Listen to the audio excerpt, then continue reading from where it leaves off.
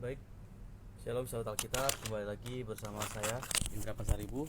Hari ini kita akan berbincang-bincang satu tema yang dimana ini merupakan hal yang kita lihat ya di kehidupan kita sehari-hari, bahwa pandemi semakin memburuk. Jadi banyak juga pasien di mana-mana dan penanganan juga semakin darurat. Dan kita tahu ini bersama bahwa pandemi ini juga membuat iman kita juga akhirnya khawatir, kita ketakutan. Dan hari ini kita akan membahas secara detail bagaimana sih sebenarnya beriman di tengah-tengah pandemi yang saat ini sedang melanda kita ya. Walaupun pandemi semakin banyak di mana-mana ya, bagaimana kita bisa tetap mempertahankan kualitas iman kita dan tetap percaya kepada Tuhan ya. Dan hal ini kan dibahas secara detail bagaimana kita beriman di tengah pandemi. Nah, jadi kalau teman-teman, kalau saya di Salemba di LAI, kalau di Jakarta itu kita hampir tiap menit ya bisa bisa dengar suara ambulans itu, pasti bawa pasien atau bawa jenazah, kita nggak tahu, tapi hampir per menit itu, bahkan sampai sekarang aja masih kedengaran ya suara ini ambulan itu lewat-lewat, itu banyak banget ya. Jadi memang COVID-19 semakin memburuk ya, semakin banyak juga korban. Jadi hari ini kita akan ditemani dengan satu tema, yaitu beriman di tengah pandemi. Bagaimana kita tetap mempertahankan kualitas iman kita walaupun dengan pandemi yang semakin hari semakin memburuk. Ini merupakan doa kita bersama, bagaimana kita mengoptimalkan iman kita di hadapan Tuhan supaya kita bisa tetap memiliki pegangan atau fondasi yang teguh di hadapan Tuhan. Baik sahabat Alkitab, terima kasih nih sudah bergabung bersama dengan IG Live-nya LAI. Sebelum saya mengundang Kak Julius bergabung kita pada malam hari ini, saya masih memberitahukan informasi mengenai produk baru dari LAI. Apa itu? Yaitu Alkitab Parenting. Nah, jadi ini Alkitab Parenting, teman-teman, ini masih baru banget dan ini belum didistribusi, belum dijual karena ini masih baru. Ini merupakan produk yang masih soft launching. Nanti baru akan di launching pada tanggal 23 Juli 2021. Apa sih keistimewaan dan apa sih kekhususan dari Alkitab Parenting ini? Alkitab Parenting ini, di dalamnya ini ada beberapa renungan yang membahas tentang parenting di dalam Alkitab ya. Jadi teman-teman yang misalnya ingin punya visi nih, visi misi untuk membangun rumah tangga ya, tapi sebelum ke sana bisa langsung pakai dulu Alkitab Parenting ini, karena di sini banyak banget hal-hal yang dibahas mengenai bagaimana kita melangkah ya mengarah kepada pernikahan kudus ya. Bagaimana kita membangun bahtera rumah tangga, itu semua dikupas secara detail di dalam Alkitab Parenting ini. Kemudian di Alkitab Parenting juga teman-teman, di setiap ayat-ayat yang berkaitan dengan parenting juga sudah dikasih highlight ya. Jadi kita langsung gampang banget cari tahu misalnya hal-hal yang berkaitan dengan parenting sudah langsung dikasih tanda ya di sini. Nah, jadi teman-teman, di setiap pengantar kitab juga di sini ada kata pengantar. Misalnya kitab Kejadian sudah ada kata pengantarnya, jadi memudahkan kita untuk tahu apa sih itu Kejadian dan kitab-kitab selebihnya. Nah, jadi teman-teman misalnya pengen mendapatkan Alkitab Parenting ini masih pre-order ya, bisa langsung dipesan melalui link yang ada di bio Instagram LAI. Jadi teman-teman bisa langsung ke profil LAI, kemudian bisa langsung klik di sana untuk link tree yang ada di bio Instagram LAI. Nah, di sana nanti bisa langsung diarahkan ke link pemesanan pre-order Alkitab Parenting. Dan khusus untuk pemesanan ini teman-teman bisa mendapatkan potongan hemat hingga 20%. Jadi langsung aja, misalnya ini masih pre-order, nanti akan dikirimkan tanggal 23 Juli. Nah, jadi teman-teman kalau misalnya mau dengan Alkitab Parenting bisa langsung ya diklik link yang ada di bio supaya langsung mendapatkan Alkitab Parenting dengan harga hemat 20%. Oke, kita akan langsung coba cek Kak Julius apakah sudah bergabung bersama kita. Dan hari ini belum bergabung juga, kita akan tunggu lagi sahabat Alkitab. Ya, kita tunggu lagi ya. Mungkin masih persiapan hari ini. Dan pembicara kita tentang beriman di tengah pandemi ini Kak Julius, ia merupakan dosen di SDTBI ya. Jadi beliau juga merupakan dosen juga di universitas lain ya, dan sudah aktif banget di pelayanan anak-anak muda. Memang beliau ini, Kak Julius ini memang pelayanannya khusus di kaum muda ya. Jadi nanti juga pembicaraan kita pada malam hari ini juga akan dikupas dari segi pengetahuan anak-anak muda ya. Jadi sangat sederhana, kemudian sangat gampang, sangat simpel juga. Jadi teman-teman, kita masih tunggu dulu nih untuk beberapa menit lagi mungkin Kak Julius akan bergabung bersama kita. Saya infokan lagi nih buat sahabat Alkitab yang baru bergabung, untuk produk terbaru dari LAI ya, yaitu Alkitab Parenting, bisa langsung dipesan melalui bio yang ada di link profil IG LAI. Jadi langsung aja buka profil IG LAI, kemudian cari di sana ada link. Nah, nanti langsung dihubungkan ke pemesanan pre-order Alkitab Parenting. Jadi langsung aja nih, mumpung lagi pre-order, kemudian kita memberikan harga hemat hingga 20%. Langsung aja di profilnya Instagram LAI. Coba kita cek lagi nih, teman-teman dari mana aja nih yang sudah bergabung nih. Ada Irtu Pahut, ada Yosi Michael, ada Teokso, ada Reformasi Liturgi juga, ada Solavi de Butar-Butar. Kita masih tunggu ya Kak Julius bergabung. Kita cek dulu.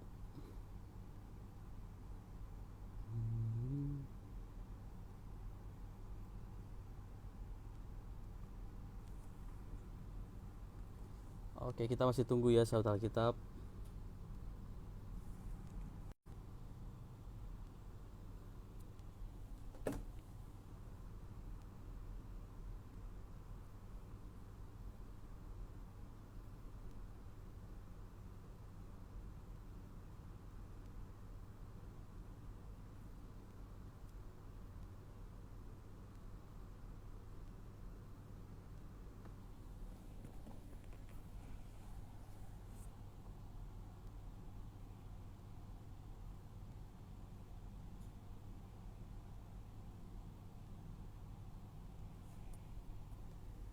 Oke, saudara kita, mohon maaf tadi ada kesalahan teknis sedikit ya, ada kesalahan. Jadi kita akan ulang lagi ya. Ini saya ulangi lagi untuk sahabat Alkitab yang baru bergabung.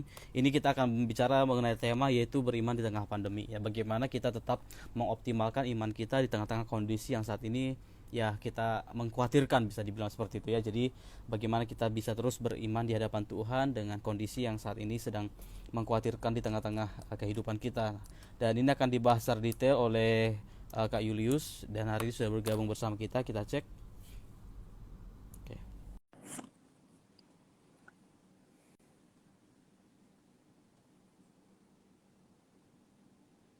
Kita tunggu, kita akan cek.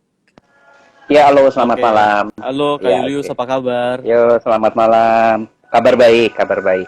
Iya, mohon maaf Ya, tadi ada kesalahan teknis, jadi sempat keluar dulu. Kita coba ulang lagi dari awal ya. Oke, Kak ya, Hegel, oke. Kak Hegel, ini akunya pakai Hegel Pustaka, jadi pakai Kak Hegel. Iya, Oke, benar. ini sebenarnya kenapa pakai akun Hegel Pustaka nih Kak? Kenapa nih? Iya, karena saya kebetulan dengan beberapa teman itu kan sejak tahun 2013 mengelola penerbitan. Nama penerbitannya Hegel Pustaka. Jadi saya lebih akrab dengan akun Hegel Pustaka untuk beberapa media sosial. Begitu Oke, sebenarnya. Tapi sebenarnya lebih banyak akun itu lebih banyak digunakan sebenarnya untuk komunikasi dan hal-hal yang lebih pribadi sebenarnya ketimbang ke urusan penerbitan. Tetapi rasanya sejak awal membuat akun sasarannya ke sana walaupun belum 100% dimanfaatkan untuk penerbitan, jadi saya kira cukup satu akun saja dah. Hmm. Itu sih Oh, kira-kira seperti itu. ya, terima kasih Kak Hegel Kak Hegel lagi. Kak Julius sudah bergabung di IG Live-nya Iya, LAI nih. Hari ini kita akan membahas satu tema yang semua orang rasakan nih di tengah-tengah pandemi. Ya, kemudian iya. kita bagaimana mengoptimalkan iman kita, bagaimana terus beriman di hadapan Tuhan di tengah-tengah kondisi yang serba kita tidak tahu nih bagaimana ya kejelasannya. Banyak memunculkan kekhawatiran dan ketakutan juga di tengah-tengah kehidupan kita. Tapi sebelum ke sana nih, kita mau tanya nih Kak Julius. Pertama banget Kak Julius punya Alkitab itu sejak kapan Kak? Punya Alkitab saya sejak kecil karena kebetulan saya dilahirkan dari keluarga Kristen ya. Jadi kalau ditanya kapan punya Alkitab pasti sejak lahir, tapi kapan bersentuhan dengan Alkitab? Saya kira ketika saya berumur 5 tahun, saya ingat sekali 5 tahun. Saya belum sekolah, saya ngikut papa mama saya kan. Papa mama saya juga dulu aktif melayani di perkebunan karet di daerah Cilacap. Jadi kadang seminggu sekali menjalankan Kalau sekarang sebutannya komsel ya, tapi kalau dulu kan disebutnya karena belum ada gereja, jadi ibadahnya masih berpindah-pindah. Hanya dulu namanya kan belum familiar nama komsel, jadi namanya Hmm, masih ibadah gitu ya. Nah itu sejak umur 5 tahun saya akrab dengan Alkitab, oke. gitu. Berarti Jadi kalau mm. berarti sekitar 35 tahun ya saya sudah pegang Alkitab itu. Hmm. Selama 35 tahun lebih lah bisa dikatakan ya sudah Mhm. membaca Alkitab, dan dari situ seberapa penting sih Kak kira-kira Alkitab itu bagi Kak Julius? Kalau ditanya seberapa penting, pasti penting banget. Tapi kan parameter penting banget setiap orang kan pasti berbeda-beda ya. Tapi saya pribadi dalam rentang waktu beberapa tahun belakangan ini, khususnya sejak tahun 2019, karena kebetulan Tuhan izinkan eh, saya dan keluarga harus mengalami episode yang cukup dramatis di dalam perjalanan kehidupan kerohanian kami, sehingga ketika kami dalam masa-masa seperti itu, saya kira tidak ada jalan lain selain kita kemudian membangun kualitas iman kita dengan membiarkan diri untuk merenungkan firman Tuhan, membaca Alkitab, lalu kemudian saya rasa itu kita mulai terbangun di situ. Jadi saya percaya dengan apa kata pakar pendidikan bahwa diri kita adalah apa yang kita baca. Kalau kita bacaannya adalah bacaan yang kemudian katakanlah bernilai positif, tentu kita akan dibangun dengan apa yang kita baca. Jadi saya kira Alkitab bagi saya adalah cermin untuk memantulkan siapa diri saya yang sebenarnya. Cermin itu kan hanya memantulkan apa yang dia terima. Kalau kita kemudian bercermin ada sesuatu yang kita katakanlah mukanya kita tergores spidol atau pewarna, kita pasti akan terlihat di cermin. Nah, saya kira kitab suci Alkitab kita adalah seperti cermin yang memantulkan apa yang dia terima tentang diri kita, dan dari situ kita bisa mengkoreksi dan mengevaluasi sejauh mana sih kita ngikut Tuhan. Toh kalau saya dibilang bahwa saya pun pernah mengenyam pendidikan teologi, ternyata dalam rentang waktu 2 tahun ini saya baru menyadari ternyata saya sekalipun punya background pendidikan gelar sarjana teologi ternyata tidak menjadi jaminan bahwa banyak hal yang belum bisa saya pahami tentang kitab suci. Rahasia Tuhan ya, belum bisa saya pahami. Karena itu saya merasakan bahwa dalam rentang waktu 2 tahun ini kitab suci itu menjadi panduan untuk saya mencoba menemukan maunya Tuhan itu seperti apa. Dalam rentang waktu 2 tahun ini. Dan Tuhan begitu proses, begitu luar biasa dalam kehidupan kami. Wah, luar biasa ya perjalanan kehidupan Kak Julius itu dalam mengenal Alkitab dan dalam pengenyaman kehidupannya di dunia pelayanan juga ya. Nah, ini Kalau ya Kak boleh Kayu. eh, Mm, kalau saya boleh kalau saya boleh simpulkan dalam rentang waktu 2 tahun ini ada komedi, ada tragedi, ada ironi, itu jadi satu dalam kehidupan kami lah gitu ya. Lebih banyak ironinya sebenarnya ketimbang ketimbang komedinya itu. Itu yang benar-benar kami alami sampai 2 tahun ini. Dan bersyukur bahwa dalam seperti ini ternyata anak saya juga punya minat baca terhadap kitab suci yang begitu baik ya. Dia tahu bahwa solusi terbaik dalam mengatasi segala macam persoalan ya salah satunya adalah membaca isi hati Tuhan melalui Alkitab. Nah, itu anak saya juga mulai tumbuh kesadaran itu dalam belakangan ini. Saya bersyukur tanpa disuruh dia sudah punya waktu untuk membaca kitab suci sendiri. Oke, luar biasa ya Kak Julius ya. Nah, ini Kak Julius sejak kapan akhirnya Kak Ya, Julius memutuskan untuk terjun ke dunia pelayanan ini? Kenapa lebih suka nih dunia pelayanan daripada dunia sekuler lain? kalau pelayanan karena dulu waktu saya kecil tadi seperti saya sampaikan, saya sering ikut papa saya pelayanan kemana-mana ya, walaupun dulu papa saya bukan seorang full timer, dia hanya terbeban saja di komunitas perkebunannya, banyak beberapa keluarga yang menerima Kristus gitu ya. Jadi papa saya selalu berkunjung ke beberapa tempat yang dimana ada komunitas Kristennya, dan saya rasa itu yang membuat saya tumbuh orientasi untuk saya ikut ambil dalam pelayanan. Jadi karena sudah terbentuk habitnya di dalam keluarga gitu ya. Terbentuk habitnya dalam keluarga, dan kebetulan kakak saya yang kedua pun secara sepenuh waktu memutuskan untuk menjadi seorang gembala sidang ya. Jadi saya kira berangkat dari habit di tengah keluarga yang akhirnya itu juga menjadi semacam motivasi untuk saya terjun dalam pelayanan. Sebenarnya kalau dibilang saya melayani sepenuh waktu, tidak juga ya. Saya tidak melayani sebagai seorang yang full time ya. Tapi kalau full heart sudah pasti ya. Karena saya menyadari bahwa dalam perjalanan kehidupan saya, sekalipun saya pengenyam pendidikan teologi, tapi dalam perjalanan saya menyadari bahwa kekuatan saya ada di dunia pendidikan. Jadi ketika tahun 2009 ya, saya memutuskan untuk terjun sepenuh waktu di dunia pendidikan. Dan saya rasa itu juga adalah bagian dari pelayanan juga. Oke, Gitu. berarti Kak kalau boleh tahu nih, ada nggak sih ayat emasnya Kak Julius? Ayat yang paling diingat-ingat lah dari dulu sampai sekarang dibawa-bawa terus gitu. Ayat yang saya sangat berkesan sampai sekarang gitu ya. Yang sangat berkesan sebenarnya Filipi pasal 1 ayat 21. Ya. Filipi pasal 1 ayat 21. Ya, hidup adalah Kristus dan mati adalah keuntungan. Itu yang saya kira ayat itu menjadi sesuatu yang sangat berkesan bagi saya. Bukan berarti saya mengharapkan bahwa saya seperti seorang yang pesimis melihat kehidupan lalu seolah-olah saya membayangkan kematian menjadi milik saya dalam waktu dekat ini. Tetapi sebenarnya di situ ayat itu ingin menegaskan bahwa kalau kita matinya ingin untung, ya hidupnya untuk Kristus.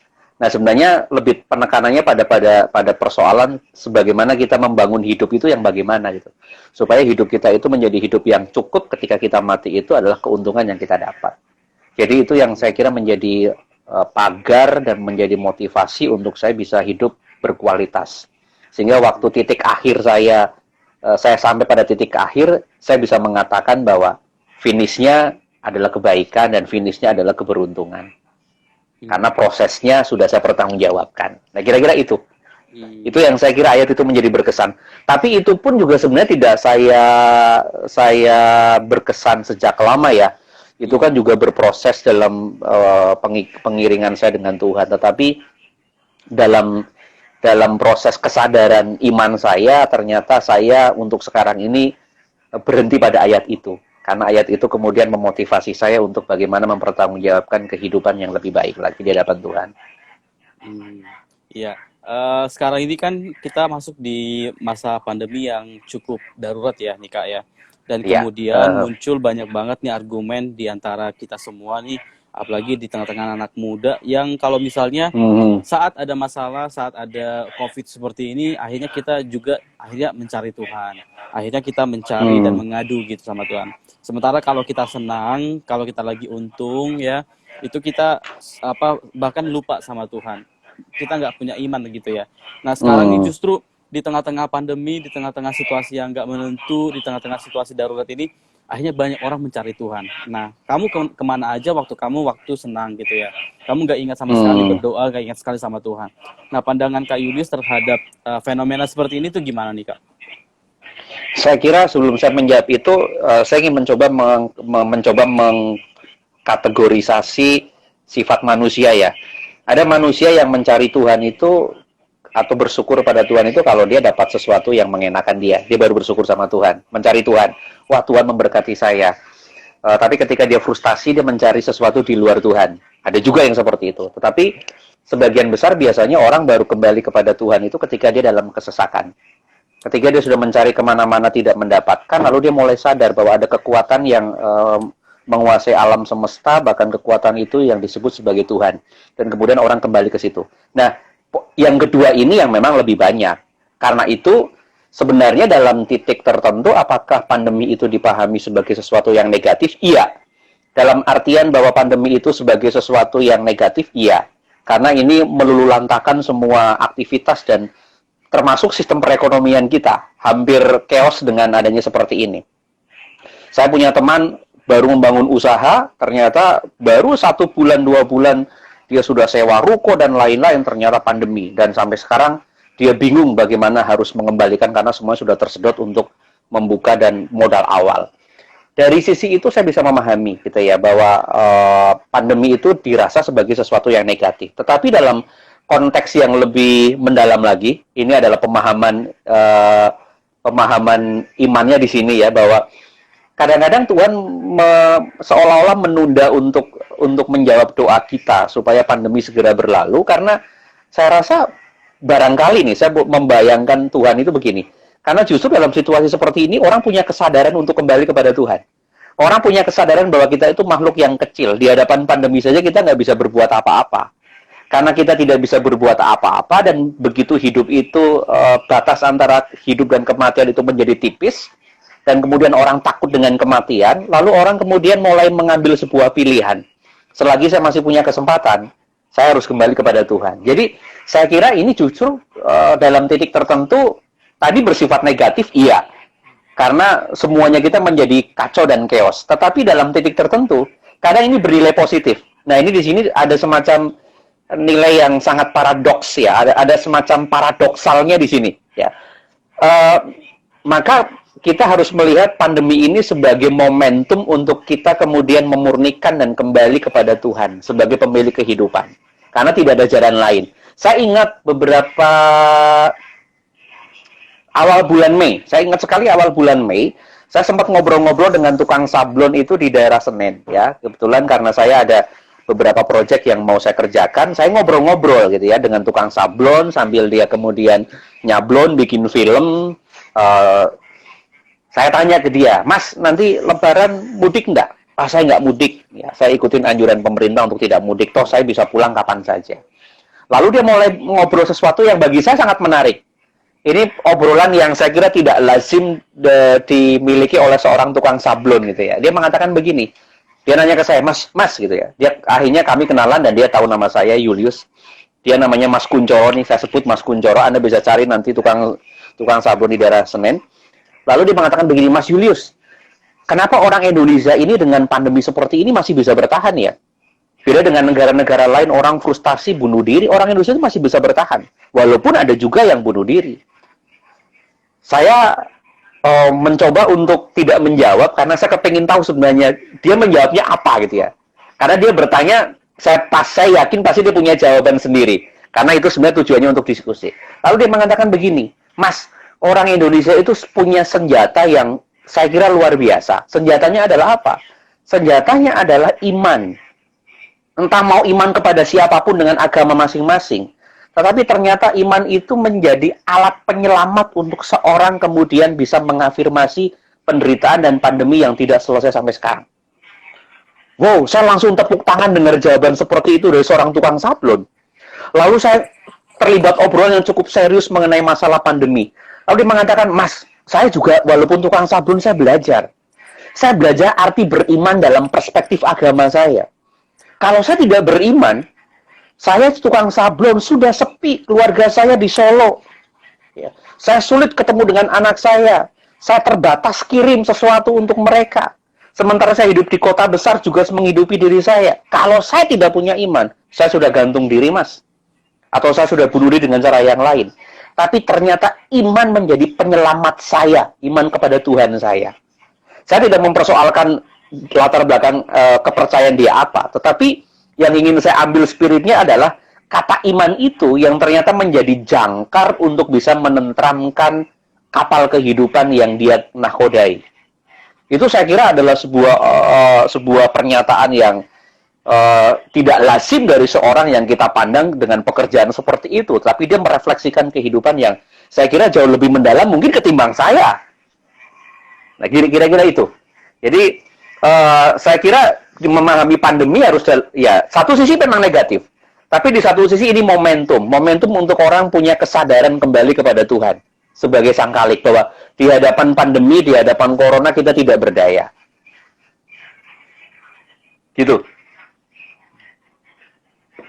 Oke.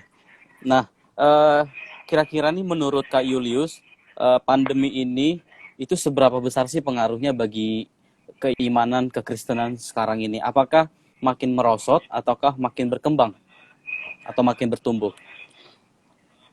Ya, kalau agak sulit untuk menentukan apakah makin bertumbuh kualitas imannya ya. Tapi saya melihatnya dari aktivitas sajalah, dari aktivitas kerohanian seseorang. Dari aktivitas kerohanian seseorang yang tadinya orang menjadi tidak religius, ini mendadak menjadi religius.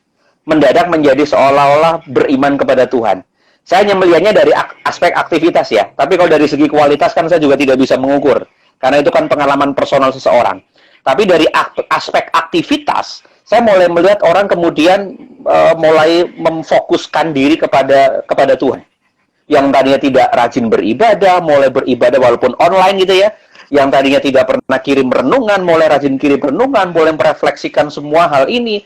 Bahkan ada yang membuat konten-konten rohani. Dari aktivitas itu saya mulai mengukur bahwa ini momentum baik untuk mendorong mereka mengambil sebuah jalan yang baik ketika dalam situasi yang sulit seperti ini. Jadi kalau dari sisi aktivitas saya mau melihatnya ini ada perkembangan. Walaupun saya tidak tahu dari sisi kualitas imannya seperti apa. Karena kalau kualitas tadi seperti saya katakan itu pengalaman personal. Tapi dari sisi aktivitas yang terlihat secara kasat mata, mereka kemudian punya sikap yang positif saya kira dengan situasi seperti ini. Karena di tempat pelayanan, di beberapa tempat yang saya layani, mereka yang tadinya tidak rajin ibadah, rajin ibadah. Bahkan ada di satu kota tertentu yang saya pernah berkunjung di sebuah kota itu, sampai saya harus 14 hari di kota itu ya. Karena memang mungkin di karantina sekali ya, jadi saya 14 hari pelayanan di sebuah kota itu.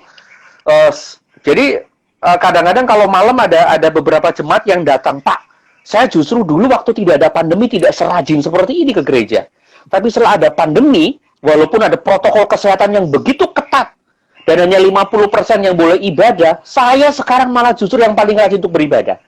Jadi dari sisi aktivitas, ternyata ini bisa mendorong seseorang untuk kemudian punya kesadaran kembali bahwa kita itu asalnya dari Tuhan, dan akan kembali kepada Tuhan, maka selagi kita hidupnya jalan-jalan Tuhan, supaya kita waktu kembali tidak tersesat. Dari sisi aktivitas, saya menilai ini sesuatu yang sangat positif. Maka tadi saya katakan di awal, saya kira pandemi menjadi momentum untuk orang punya kesadaran kembali kepada Tuhan. Nah, nanti kan persoalan kualitas saya kira dengan sendirinya itu akan terbangun ketika orang sudah punya aktivitas, sudah terbentuk habitnya gitu ya, dengan kebiasaan-kebiasaan yang baik seperti itu. Oke Kak Julius. Nah ini sebagai saran aja nih dari Kak Julius untuk sahabat Alkitab semua yang menyaksikan hari ini, mungkin di antara kita ada yang puji Tuhan kalau imannya bertumbuh di tengah-tengah pandemi seperti ini. Tapi mungkin di antara kita ada juga yang imannya mulai merosot nih, apalagi karena ibadah online, akhirnya kita nggak join ibadah online, akhirnya iman kita pun nggak bertumbuh, kehidupan kita pun nggak semakin baik lagi. Nah, bagaimana nih dari Kak Julius sendiri saran bagi kita nih yang imannya mulai merosot nih di tengah pandemi? Ya, saya coba kutip apa kata seorang pemikir ya, namanya Jasper. Ya, kalau mungkin Anda membaca, ada seorang tokoh bernama Karl Jasper. Ya, dia menuliskan dua kata yang bagus, dan dua kata ini juga kadang-kadang selalu terucap ketika saya berbicara di beberapa tempat ya. Dia mengatakan ada namanya yang disebut dengan iman filosofis gitu ya. Disebutnya iman filosofis ya. Sudah beriman tapi iman itu iman filosofis. Apa itu iman ya? Jadi ini baik sekali. Iman itu adalah merangkul sebuah misteri sebenarnya. Merangkul sebuah misteri. Kita beriman kepada Tuhan itu kan beriman di tengah ketidakmasuk akalan gitu ya. Itu sebenarnya titik iman itu, kualitas iman itu sebenarnya seperti itu. Merangkul sebuah misteri. Misterinya di mana gitu ya? Kan ini sebuah misteri. Masa iya sih Tuhan tidak bisa segera mencabut corona dari Indonesia atau mungkin dari dunia ini? Bahkan dulu ketika corona muncul, kita membangun iman kita dengan Mazmur 91, semua tidak akan menimpa kita dan lain-lain. Lalu kemudian kita membangun semacam paradigma berpikir bahwa orang beriman pasti tidak akan kena corona dan lain-lain. Tetapi ternyata dalam perkembangannya, Tuhan memperlihatkan kepada kita itu sesuatu yang kontras. Ada orang beriman tidak terkena virus corona. Tapi ada orang yang beriman Tuhan izinkan kena penyakit corona, kena virus corona, harus dikarantina. Tapi dia sembuh. Tapi juga kadang-kadang Tuhan izinkan ada seorang beriman, sungguh-sungguh, integritasnya tidak usah kita ragukan lagi lah. Dia sungguh-sungguh kena corona, Tuhan tidak sembuhkan. Bahkan Tuhan ambil, Tuhan panggil. Dalam artian meninggal. Apakah ketiganya ini tidak kita sebut sebagai orang beriman? Ketiganya adalah orang beriman. Dan kita tidak kemudian langsung menjudge bahwa orang yang beriman, lalu kena corona dia meninggal, berarti dia tidak beriman. Itu kan dulu paradigma kita dulu.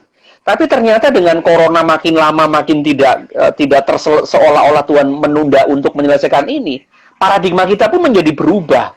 Bahwa ternyata pada titik tertentu Tuhan mengizinkan iman kita diperhadapkan pada kesukaran.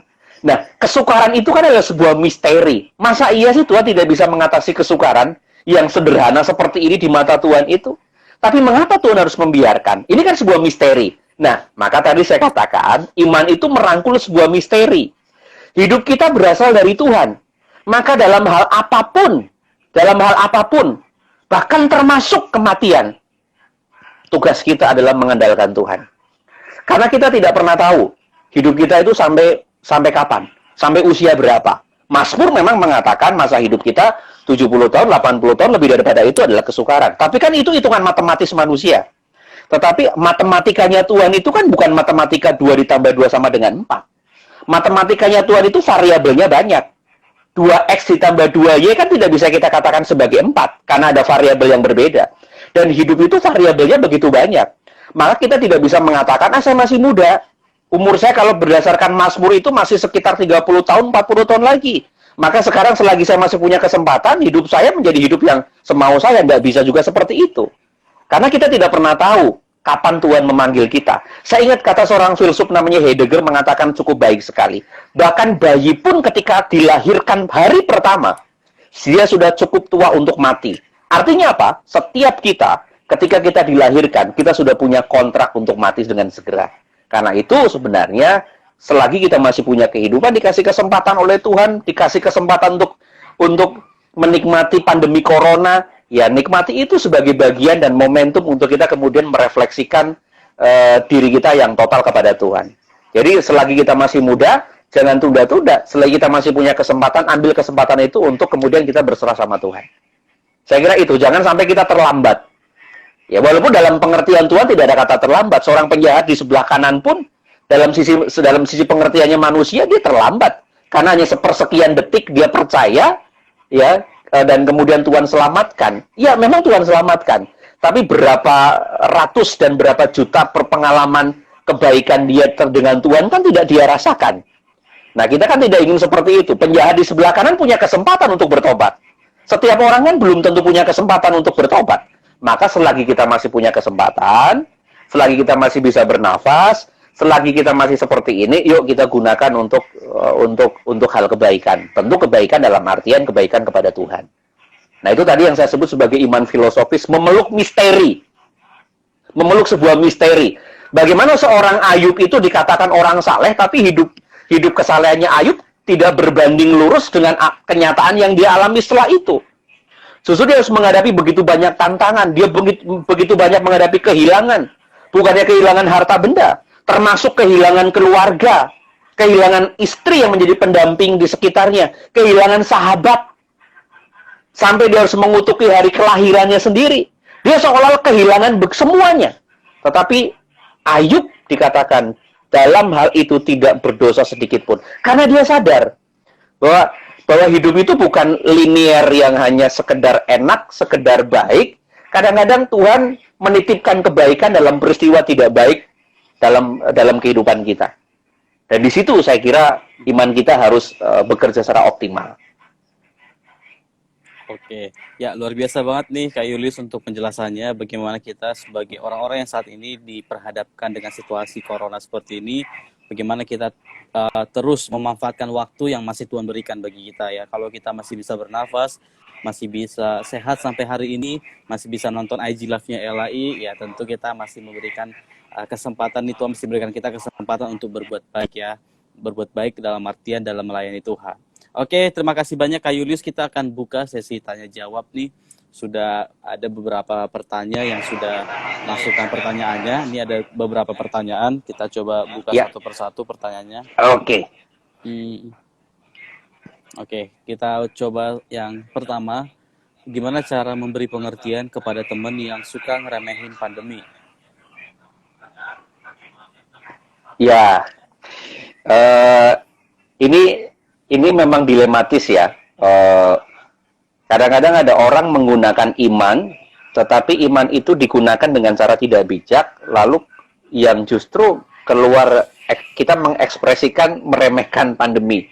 Ya, ngapain kita ikuti prokes, kasih segala dan lain-lain. Benar. Dalam sisi itu benar. Dalam sisi itu benar. Bahwa hidup dan mati kita di Tuhan yang menentukan, bukan virus yang menentukan. Kalau memang Tuhan sudah berkehendak kita meninggal, ya meninggal. Tapi kalau Tuhan tidak menghendaki kita meninggal dengan virus corona, ya mau dibuat seperti apapun, ya itu memang keadilan Tuhan. Tetapi begini, saya selalu punya prinsip begini. Dalam hidup itu ada namanya penyebab hakikat, ada penyebab teknis namanya. Kalau dalam ilmu metafisika itu ilmu tua sebenarnya, tapi bukan ilmu gaib ya. Bukan ilmu gaib ya, tetapi metafisika itu adalah ilmu yang mempelajari tentang substansi Tuhan sebagai dalam artiannya adalah berakhirnya pada Tuhan dan lain-lain. Dia mengatakan bahwa ada dua penyebab dalam alam semesta ini dan dalam kehidupan. Ada yang disebut dengan ultimate cause, penyebab utama, dan ada yang disebut dengan proximate cause, penyebab terdekat. Contoh begini.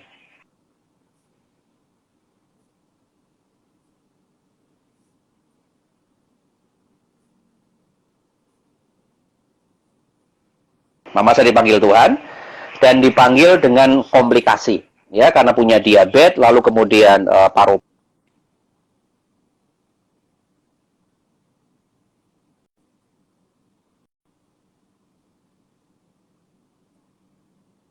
Kemudian protes pada Tuhan, dan termasuk pada waktu itu kepada saya.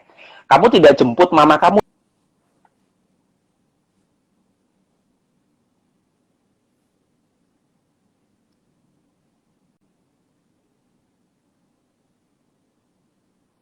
Itu logika manusia menggambarkan seperti itu. Seolah-olah kita bisa menunda takdirnya Tuhan dengan usahanya kita. Ya, seolah-olah kita bisa menunda waktunya Tuhan dengan usaha yang kita lakukan. Ya, seolah-olah kita seperti itu. Tapi saya mengatakan begini, Pak gitu ya. Saya panggilnya Bapak gitu ya. Kalau itu sudah waktunya Tuhan, mau dibawa kemanapun, pasti Tuhan akan jemput kita. Kalau itu sudah waktunya Tuhan. Tapi kalau itu belum waktunya Tuhan, kita mau mengusahakan seperti apapun, kalau belum waktunya Tuhan, juga belum. Yang kita lakukan di tempat mama dirawat di rumah sakit di daerah, itu adalah hal baik yang Tuhan berikan bagi kita. Dan waktunya mama untuk dijemput oleh Tuhan, itu memang umurnya 66 tahun. Mau dibawa ke Jakarta, mau diobati oleh siapapun, Tuhan sudah memberikan jatah umur kepada mama itu umur 66 tahun. Maka itu yang disebut dengan takdir. Nah, itu saya sependapat dalam konteks saudara sepupu kita yang mengatakan bahwa hidup mati itu takdir. Di situ takdir. Bahwa takdir kita tidak bisa melawan. Tetapi kita juga dalam menyikapi takdir bukan seperti yang fatalistik. Seperti yang kita tadi katakan, wah, saya meremehkan prokes dan lain-lain. Sudahlah, hidup mati kita di tangan Tuhan. Kita nggak usah terlalu takut dengan corona dan lain-lain. Benar, kita nggak boleh takut. Tapi kalau kemudian kita mengabaikan protokol kesehatan, itu namanya kita tidak berikhtiar untuk mengafirmasi takdirnya Tuhan. Maka tadi saya katakan, ayat favorit saya, orang yang matinya adalah untung adalah orang yang hidupnya dalam Tuhan. Yang mengikhtiarkan hidupnya untuk Tuhan, untuk kebaikan. Ada seorang katakanlah meninggal karena kecelakaan di jalan raya karena dia ngebut-ngebutan. Pertanyaannya adalah, yang ditakdirkan Tuhan itu karena dia mati di jalan raya atau karena umurnya? Tuhan menakdirkan usianya sampai usia segitu. Tapi bahwa dia ngebut-ngebutan di jalan raya, itu pilihan dia. Sama juga ketika ada orang meninggal karena COVID. Meninggal di umur 40 tahun atau 50 tahun. Umurnya, Tuhan menentukan takdirnya. Tetapi kalau kemudian dia mengabaikan protokol kesehatan, itu bukan takdir Tuhan saya kira. Itu pilihan kita. Pilihan kita untuk menjemput takdir kita dengan cara kita mengabaikan protokol kesehatan. Jadi bagi teman-teman semua yang sekarang nonton di IG Live, yuk kita jaga protokol kesehatan. Wah, teman saya jaga protokol kesehatan saja tetap dipanggil Tuhan. Logikanya dibalik dong. Dia menjaga kesehatan saja dipanggil Tuhan, apalagi kalau tidak menjaga kesehatan.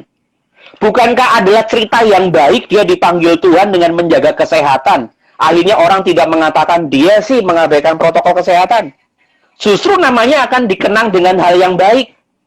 Dia meninggal, tapi dia menjaga protokol kesehatan. Tapi coba kalau kita abai dengan protokol kesehatan. Tiba-tiba kemudian kita, pandemi itu menghampiri kita dan kita tidak bisa menolong diri kita sendiri. Pada akhirnya kita harus ya mengakhiri kehidupan. Pasti orang mengatakan, ya karena kamu sih mengabaikan protokol kesehatan. Jaga protokol kesehatan. Jadi saya kira iman bukan soal kemudian kita melabrak sistem dan melabrak kebijaksanaan dan hikmat yang Tuhan berikan. Justru bagi saya iman harus mengafirmasi hikmat. Nah kira-kira itu. Saya teringat begini, kata-kata Spinoza mengatakan begini, orang merdeka, ini orang merdeka ya, orang merdeka itu meletakkan kebijaksanaannya bukan pada perenungannya tentang kematian, tetapi justru meletakkan perenungannya pada persoalan kehidupan. Kalau saya kontekstualisasikan dengan orang pandemi, orang yang merdeka itu meletakkan kebijakannya untuk menjaga dirinya dengan baik, ikuti protokol kesehatannya. Karena pada saat kita mengikuti protokol kesehatan yang baik, andai kata Tuhan menakdirkan kita pada usia tertentu, dan bahkan mungkin meninggal karena virus corona, jangan pernah sesali, karena kita sudah membangun kehidupan dengan kebaikan. Saya kira. Oke, luar biasa. Kita lanjut pertanyaannya. Wah, ini ada pertanyaan bagus dari teman saya. Wah, ini psikolog ini ya. Ya, kita coba lanjut ini. Bagaimana cara agar iman sejalan dengan imun? Oh. Ya, iman sejalan dengan imun gitu ya. Ya saya kira gini, justru untuk meningkatkan imun dia banyak. Gimana? Banyak banget soalnya orang yang banyak banget justru orang itu hanya kalau di masa pandemi ini itu hanya memikirkan soal-soal vitamin, imun ya kan. Tapi imannya justru nggak dibentuk gitu. Nah, dia mau seimbang antara iman dan imun mungkin ya. Ya, begini, ya, iman saja tanpa kita menjaga imunitas juga, ya berat sebelah ya. Tadi seperti pertanyaan pertama, jadi kita mengabaikan protokol kesehatan. Tapi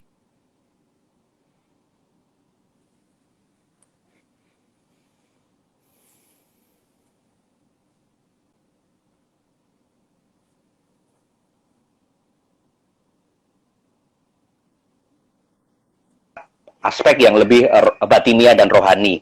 Jadi dua-duanya harus balance. Begini, bagaimana kita menciptakan keseimbangan? Saya kira begini, poin utamanya adalah orang yang menjaga imunitas iman, secara otomatis dia akan menjaga dan mempertanggungjawabkan imunitas tubuhnya sendiri. Orang yang menjaga imunitas iman, dia secara otomatis akan menjaga imun tubuhnya sendiri. Tapi kalau orang terlalu menjaga imunitas tubuh, lalu mengabaikan aspek iman, itu adalah orang yang khawatir. Saya khawatir sakit. Maka saya kemudian konsumsi, saya stok vitamin banyak. Tubuh saya harus sehat. Tapi rohani dia penuh dengan kekhawatiran. Bahkan sampai kalau ketemu dengan orang sampai ekstrim. Nggak mau, lain-lain tolong cantolkan di situ, di pagar. Dia nggak mau ketemu, seperti berjalak. Ada ketakutan yang begitu luar biasa. Ya itu juga tidak baik. Karena natur manusia kan juga hidup bersosialisasi. Tapi kalau tadi seperti yang pertama, wah dia labrak, saya nggak penting lah imunitas tubuh, yang penting saya beriman sama Tuhan. Nah, corona mah masalah hidup dan mati mah urusan Tuhan. Itu juga tidak baik. Bagi saya, itu imannya tidak imun.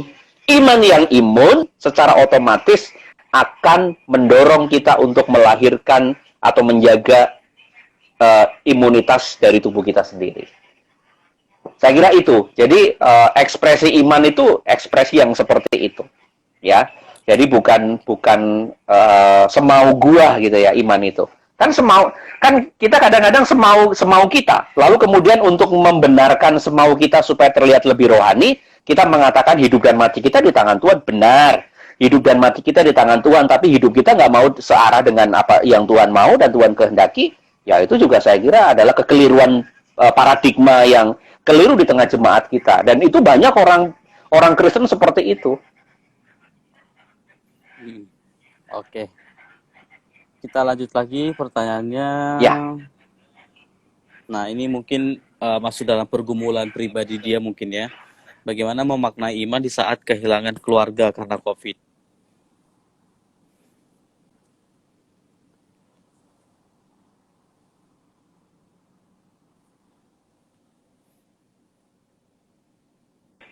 Yang tadi ya, memaknai iman di ketika semuanya sudah Tuhan izinkan diambil. Iya. Begitu ya? Iya. Kehilangan keluarga Ya. karena COVID ya. Mungkin Iya. keluarga meninggal. Iya. Tentu dalam hal ini kalau ada di antara teman-teman yang ikut live bersama, kalau memang ada keluarga yang mengalami seperti itu, saya turut bersimpati ya, dan saya percaya bahwa Anda diberikan hak spesial oleh Tuhan untuk menghadapi situasi yang saya kira tidak semua orang bisa seperti itu. Ya, itu kadar iman Anda berarti di mata Tuhan sebenarnya mampu melewati semua peristiwa itu. Hanya kadang-kadang kita terlalu meninabobokan kualitas iman kita sehingga kita mengatakan bahwa saya nggak berdaya, saya kan manusia biasa. Tapi saya percaya kalau dalam dimensi yang lebih rohania, dalam dimensi yang lebih mendalam tadi yang dikatakan bahwa merangkul sebuah misteri dalam artian tertentu ya, itu saya kira akan punya cara pandang yang berbeda. Nah, begini, setiap orang diberikan karunia berbeda-beda. Ya, setiap orang diberikan karunia berbeda-beda. Saya selalu ambil contoh begini. Mungkin teman-teman tahu kisah antara Elizabeth Zakaria, ibu dari Yohanes Pembaptis. Di masa tua, mereka disebutkan mandul. Dan ketika masa tua, ya, lalu malaikat mendatangi Zakaria dan mengatakan bahwa istrimu akan mengandung dan melahirkan seorang anak laki-laki. Kasih karunia dari Tuhan menyertai kamu. Ya. Coba kita cek di sini. Ternyata kasih karunia itu bisa berbeda-beda. Kasih karunia yang diberikan kepada Zakaria dan kepada Elizabeth, kasih karunianya berarti aib mereka dicabut. Karena dalam tradisi Israel, seorang yang sudah menikah, sudah tua tidak punya anak, berarti dan mereka mandul, berarti mereka aib. Berarti mereka punya dosa. Ya, kasih karunia yang diberikan kepada Zakaria dan kepada Elizabeth, kasih karunianya adalah aib mereka dicabut dengan cara Elizabeth mengandung. Tetapi coba kita lihat, kasih karunia yang diberikan kepada Maria ibu Yesus berbeda, walaupun sama-sama kasih karunia, sama-sama mereka mengandung, tetapi pada posisi yang berbeda.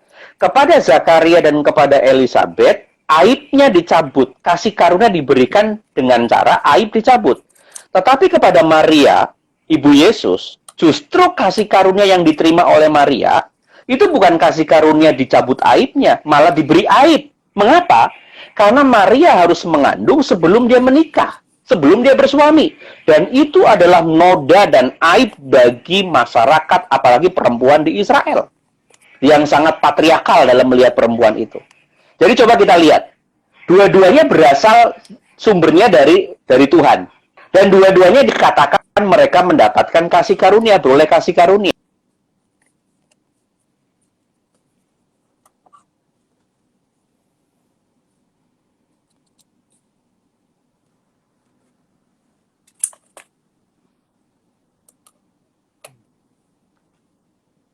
Kepada pertanyaan tadi, kalau kemudian bagaimana memaknai iman kalau semuanya sudah hilang? Saya kira begini, saya kembali kepada pernyataan klasik ya, bahwa Anda diberikan karunia, itu semuanya karunia. Tetapi mungkin karunia yang diberikan kepada Anda adalah bukan sekedar karunia kebahagiaan, karunia keselamatan. Tetapi ada karunia, kan dalam Filipi juga disebutkan, Filipi 1 ayat 29, kita dikaruniakan bukan sekedar untuk selamat, tapi juga untuk menderita untuk Dia. Artinya ketika Anda diberikan karunia, sampai pada karunia yang bagi daging tidak mengenakan, saya percaya Anda adalah orang spesial di mata Tuhan.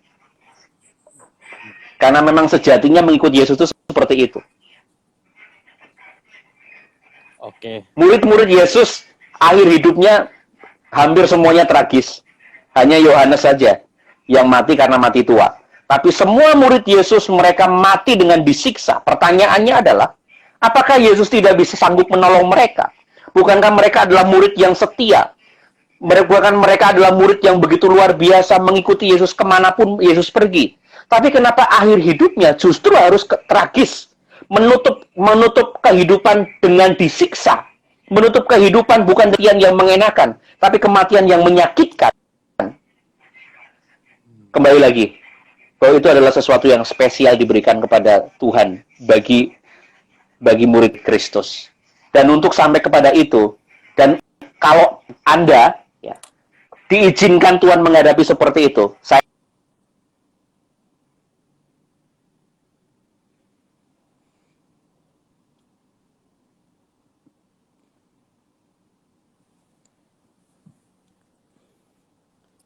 Oke, kita lanjut pertanyaannya.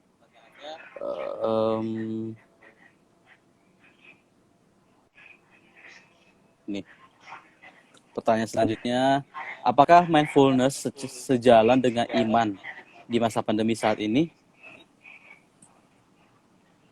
ya, saya kurang menangkap pertanyaannya bagaimana? Saya ulangi lagi ya. Oke.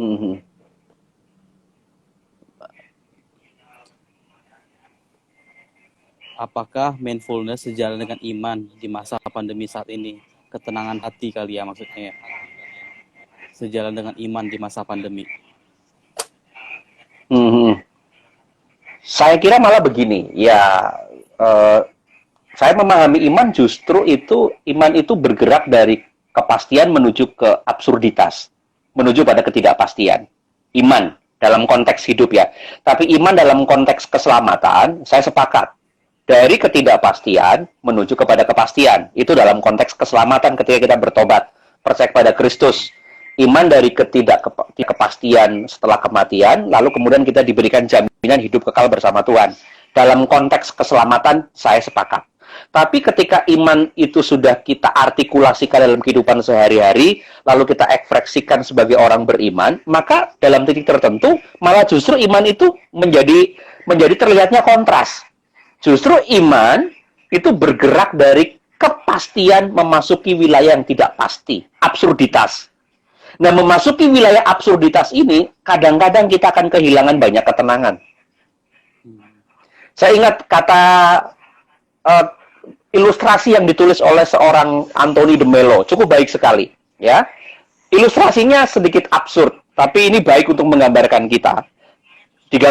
Dikisahkan begini. Ada seorang pemuda yang sedang berjalan-jalan ke sebuah kios. Lalu dia mulai melihat ada kios, tulisannya kios kebenaran. Atau toko kebenaran. Dia termotivasi untuk melihat, dan kalau bisa membeli barang yang dijual di toko kebenaran itu. Lalu dia masuk. Ketika dia lihat, di toko kebenaran itu di raknya bermacam-macam. Ada kebenaran setengah, kebenaran kadarnya 1%, sampai kebenaran kadarnya 100%. Tertulis seperti itu. Lalu anak muda ini dengan semangatnya mengatakan, saya mau kebenaran yang 100%. Ya, kata si anak muda ini. Lalu pelayan toko memandangnya agak dengan sinis. Anda yakin mau beli kebenaran dengan kadar 100%? Saya yakin. Saya nggak mau kebenaran yang setengah persen, 1%, 10%, 50%, 70%. Saya mau yang 100%. Berapapun harganya akan saya beli, kata pemuda itu dengan semangat. Lalu pemilik tokonya mengatakan begini, dan pelayannya mengatakan begini, kalau Anda ingin mendapatkan kebenaran 100%, ini harganya mahal sekali. Nggak apa-apa, saya sanggup membelinya. Berapapun harganya, saya punya duitnya, kata si pemuda itu. Lalu kata pelayan toko dan juga pemilik toko mengatakan begini, ini bukan soal Anda punya seberapa banyak duit saja. Kebenaran ini menuntut Anda akan kehilangan rasa nyaman dan rasa aman. Ketika pemuda itu mendengar bahwa dengan mendapatkan kebenaran 100% bahwa dia akan kehilangan rasa nyaman dan rasa aman, lalu si pemuda itu mengatakan, kalau begitu aku belum siap untuk membeli kebenaran yang 100%. Karena saya belum siap untuk kehilangan kebenaran. Jadi justru bagi saya, iman di masa pandemi ini justru adalah iman yang harus siap memasuki wilayah yang absurd, yang tadi penuh dengan misteri itu. Justru disitulah letak iman kita menjadi iman yang otentik. Nah, Sadrak, Mesak, Abednego untuk mendapatkan respon baik dari Tuhan, dia harus memasuki dapur api dulu. Apakah Tuhan tidak bisa menyelamatkan dia dengan cara mendatangkan hujan, mematikan api yang cukup besar dibuat oleh Nebukadnezar? Sangat bisa. Apakah Tuhan kemudian tidak membuat Nebukadnezar mati sehingga kemudian hukumnya tidak berlaku? Sangat bisa. Tapi kenapa Tuhan membiarkan itu? Seolah-olah Tuhan bermain drama dulu. Seolah-olah Tuhan kemudian mengulur-ulur untuk menolong Sadrak, Mesak, Abednego. Sampai Sadrak, Mesak, Abednego dibuang ke dalam dapur api. Seolah-olah kita seperti itu loh sekarang. Seolah-olah Tuhan menunda kita untuk menolong. Lalu seolah-olah Tuhan kemudian membiarkan kita, bahkan membelakangi kita untuk menolong kita. Sampai kita tercebur ke dalam pergumulan yang begitu besar di situ. Disitulah tantangan iman kita akan diuji 100% atau tidak. Kalau kita sudah siap berani kehilangan rasa aman dan rasa nyaman, justru Tuhan akan gantikan rasa aman dan rasa nyaman kita yang berbeda dari yang kita konsepkan. Karena rasa aman dan rasa nyaman kita kan yang sejalan dengan daging kita. Tapi rasa amannya Tuhan justru yang pertama dikikis daging kita. Dan waktu dikikis itu tidak enak. Tapi waktu dikikis habis, dan kita bisa mengatakan hidupku bukannya aku lagi, dan kemudian kita sudah mati rasa dengan daging kita, justru disitulah saya rasa zona aman kita, justru zona aman kita ada di zona iman. Kalau dalam zona nyaman malah kita tidak aman. Nah, kira-kira begitu. Oke, terima kasih banyak Kak Julius hari ini sudah memberikan banyak banget nih masukan bagi kita semua sahabat Alkitab yang mendengarkan bagaimana kita bisa terus mempertahankan iman kita di hadapan Tuhan walaupun situasi yang nggak menentu, walaupun situasi pandemi sekarang ini mengkhawatirkan kita, tapi kita tetap yakin dan percaya bahwa Tuhan pasti tolong kita, tapi juga harus diseimbangkan juga dengan bagaimana imun kita bisa tetap kita jaga dengan menetapkan protokol kesehatan juga yang ketat. Amin. Juga menjaga iman kita supaya kita bisa melewati hari-hari dan pun kalau misalnya kita pun masuk di dalam kondisi tersebut, kita punya nih sesuatu hal yang kita pegang di hidup kita, kekuatan dari Tuhan yang baru yang membuat kita tetap kuat di dalam menjalani kehidupan kita. Baik, terima kasih Kak Julius, sudah 1 jam kita bersama berbicara mengenai hal ini. Bisa Terima diberikan kasih. satu closing statement nih sebelum untuk menutup perjumpaan kita malam hari ini. Ya, buat teman-teman semuanya, jangan takut. Mungkin awalnya kita memandang corona sebagai penyakit yang menakutkan, ya, sebagai penyakit yang dikatakan penyakit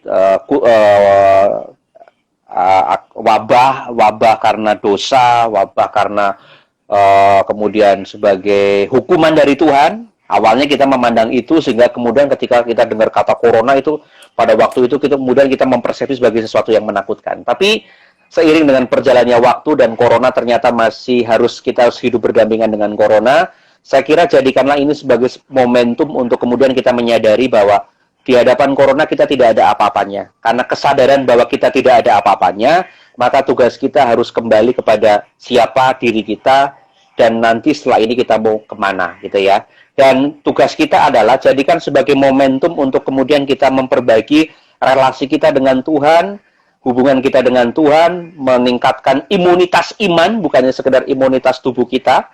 Iman kita juga harus makin imun, supaya kita sadar bahwa setiap kesempatan yang Tuhan berikan pada kita, itu adalah kesempatan baik, supaya kita belajar percaya. Saya ingat perkataan Yesus ketika Yesus ingin menyembuhkan Lazarus yang sedang sakit. Justru ketika saudara-saudara Lazarus mendatangi Yesus, justru Yesus sengaja untuk menunda, mempercepat ke tempatnya Lazarus. Harusnya kan orang-orang kalau dikasih kabar, harusnya cepat-cepat datang. Tapi dikatakan justru Yesus sengaja tinggal lebih lama. Artinya tinggal lebih lama di kota sebelumnya. Tujuannya apa? Tidak segera ke tempat Lazarus. Dan ketika sampai di tempat Lazarus, ternyata Lazarus sudah mati. Dari sisi waktunya manusia, jatuh temponya Tuhan kadang terlambat. Tetapi dalam titik tertentu, Tuhan mengajarkan ada sebuah kata yang baik yang dituliskan oleh Yesus. Supaya apa? Supaya mereka belajar.